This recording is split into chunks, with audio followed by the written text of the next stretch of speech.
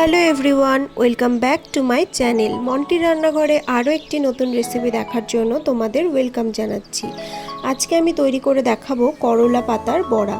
একটু অবাক লাগলেও এই রেসিপিটি কিন্তু খেতে যেমন ভালো হয় তেমনি এটি কিন্তু স্বাস্থ্যের জন্য খুব উপকারী। আর এই শীত চলে যাওয়ার টাইমে যখন খরা খরা ভাব আসে তখন কিন্তু এই রেসিপিটি খুবই ভালো লাগে আর খুব উপকারী। রেসিপিটি বানানোর জন্য প্রথমেই একটি বাটির মধ্যে আমি নিয়ে নিলাম প্রায় হাফ কাপের একটু বেশি মটর ডাল, আর নিয়ে নিলাম এই 2 টেবিল স্পুন মতো আতপ চাল।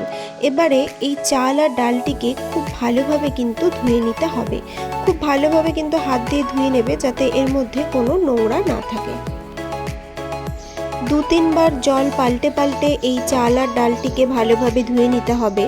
তারপর কিছুটা ফ্রেশ জল দিয়ে কিন্তু এটিকে ভিজিয়ে রাখতে হবে। তোমরা চাইলে 2 ঘন্টা বা 3 ঘন্টাও এটিকে ভিজিয়ে রাখতে পারো, তবে আমি 1 ঘন্টা এটিকে ভিজিয়ে রেখেছিলাম। 1 ঘন্টা ভিজিয়ে রাখলেই কিন্তু এনাফ, তার বেশি দরকার পড়ে না। গরম ভাত আর ডালের সাথে কিন্তু এই বড়া থাকলে আর কিছুই লাগে না। এই বড়া খেতে একটু তিতকুটে তবে খুব টেস্টি। তো 1 ঘন্টা পর দেখো আমার এই ডাল আর এই চালটা কিন্তু খুব ভালোভাবে ফুলে এসেছে। এখন আমি এর মধ্যে 3টে কাঁচা লঙ্কা আর 1 ইঞ্চের মতো আদার টুকরো দিয়ে খুব ভালোভাবে এটিকে পেস্ট করে নেব। এদিকে দেখো আমি করলা পাতাগুলোকে নিয়ে নিয়েছি, আর পাতাগুলোকে কিন্তু খুব ভালোভাবে পরিষ্কার করে ধুয়ে নিয়েছি। এবার এই পাতাগুলোকে একটু কেটে নেব, খুব বেশি যে কুচিয়ে কাটতে হবে তা না, হালকা কাটলেই হবে। আর যেহেতু এটি খুব তিতে হয় তার জন্য আমি এখানে কিছুটা কারি পাতা নিয়ে নিয়েছি যাতে তিতকুটে ভাবটা একটু কম লাগে। এদিকে দেখো ডাল বাটাটাও হয়ে গেছে। এখন আমি এই ডাল বাটার মধ্যে দিয়ে দিলাম 1/2 টিস্পুন মতো কালো জিরে, 1/2 টিস্পুন মতো নুনটা স্বাদ অনুযায়ী তোমরা দেবে, আর দিলাম 1/2 টিস্পুন মতো হলুদ গুঁড়ো। এবারে খুব ভালোভাবে এই ডাল বাটাটিকে ফেটিয়ে নিতে হবে যতক্ষণ পর্যন্ত না এটি একটু ফুলে আসছে। ডাল বাটাটি ফুলে আসার পর যে পাতাগুলো আমি ধুয়ে কেটে রেখেছিলাম সেগুলিকে এই ডালের মধ্যে দিয়ে দেব।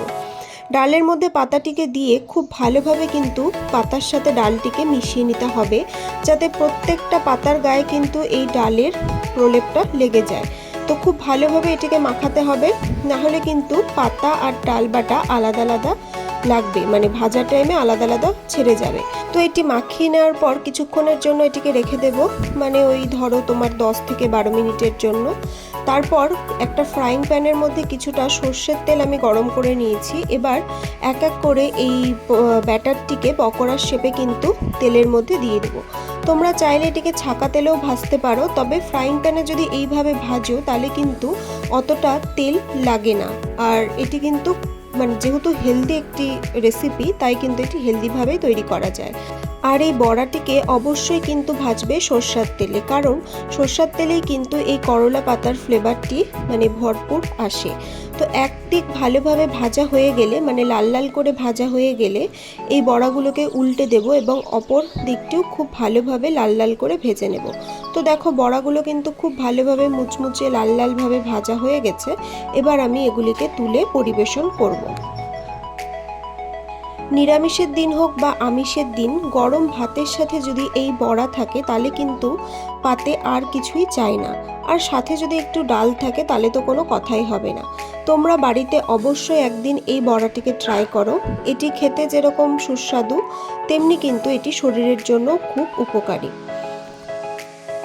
আর বাচ্চা থেকে বড় সবারই কিন্তু এই বড়াটি খাওয়া উচিত।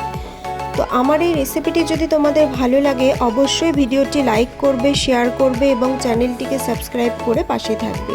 আরও নতুন নতুন রেসিপি পাওয়ার জন্য অবশ্যই বেল আইকনটিকে প্রেস করে রাখবে। আজ তবে চলি, দেখা হবে অন্য কোনো দিন নতুন কোনো রেসিপি নিয়ে। Thank you.